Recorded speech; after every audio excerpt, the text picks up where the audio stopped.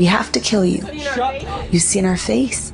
And I'm like, oh no. Fear turned Sharon Bryson's heart to ice as her attackers pushed their way into her apartment.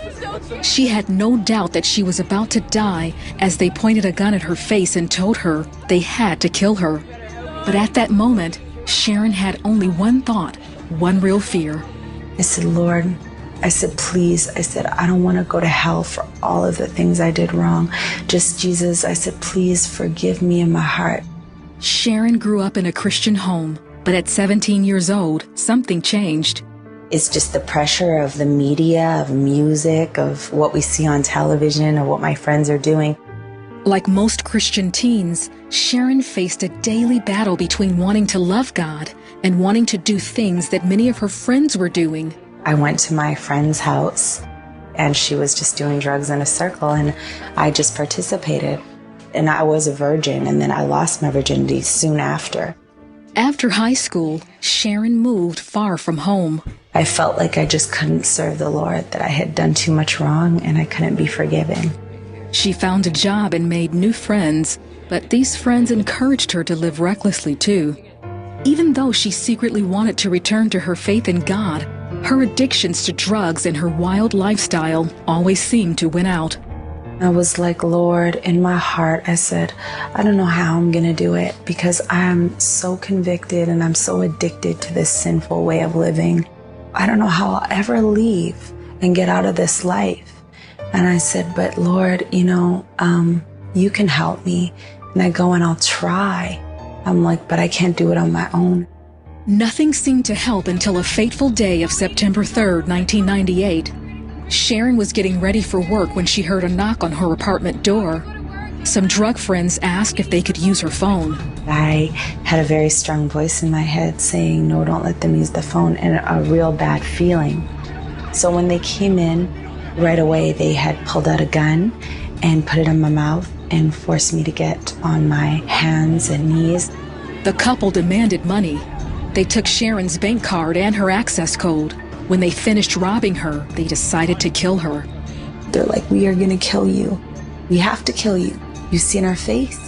And I'm like, oh no. So they tie me up in that corner, and I just begin to repent of my sins and just ask Jesus to come in my heart. And I said, Lord, I said, please, I said, I don't want to go to hell for all of the things I did wrong.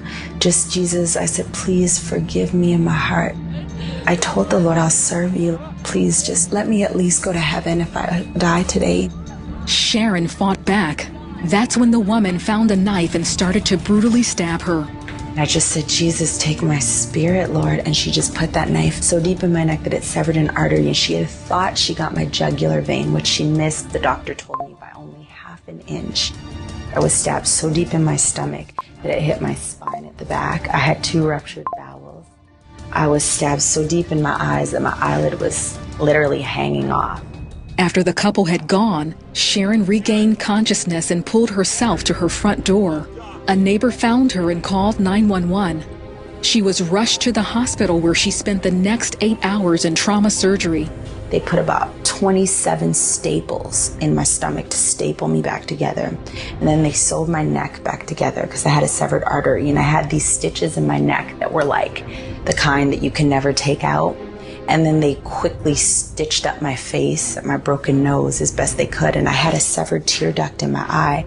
Sharon sustained 30 stab wounds, but miraculously, she had survived. Doctors were amazed. The doctors would come every day and be like, I can't believe she is healing so quickly. You should have really died. You're really, really lucky. And I'm like, you know what? It's not really luck. It's like the blessing of the Lord. Like it's just Jesus that kept me alive. As Sharon's injuries healed, she had time to reflect on her life and the choices she had made. That's when she decided to pray to fully surrender her life to Jesus. When I would pray, I would tell the Lord, Lord, I love you. Thank you for healing me. Thank you for saving me. I made promises to the Lord that I wanted to serve him, that I wanted to declare his glory, that I wanted to live my life for him. Sharon was released from the hospital after only 9 days. Police arrested her attackers and they were sentenced to 10 years in prison. Sharon was in court and offered them her forgiveness. Jesus forgave me I have to forgive. You have to choose to forgive. I felt so much freedom to be able to forgive them. Look at them. I felt like, yes, they should be held responsible because I wanted to be responsible and not let them ever hurt anyone else like they had hurt me.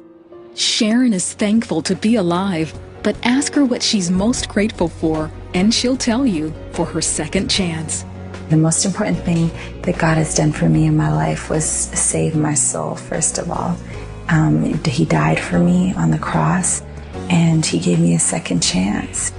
God works everything out for our good, and to glorify him. And I believe that even what the devil meant for bad, God can change it around and turn it for his glory.